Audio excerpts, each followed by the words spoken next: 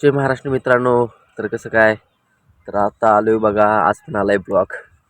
तर आलो आहे आता शेतात आपल्या. तर आता रनिंग वगैरे सुरू करूया आपण. गोळा पण आणला आहे आज. गोळाफेकची प्रॅक्टिस करायची आहे. कारण जोपर्यंत गावाला आहे तोपर्यंत गोळाफेकची प्रॅक्टिस करूया आपण.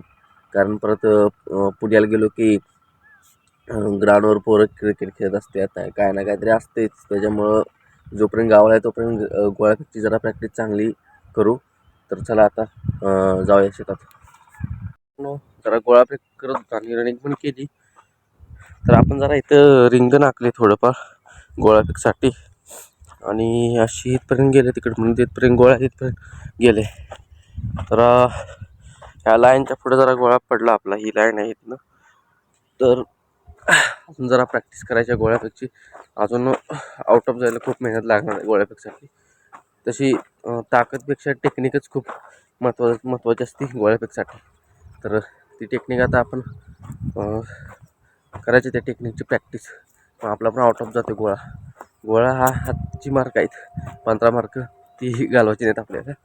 तर आजचा ब्लॉग इथंच थांबूया मित्रांनो. तर ब्लॉग आवडला असेल तर लाईक करा, सबस्क्राईब करा. भेटूया उद्याच्या ब्लॉगमध्ये. पडेल नका टेन्शन घेऊ, उद्या पण पडेल ब्लॉग. तर जय हिंद, जय महाराष्ट्र मित्रांनो.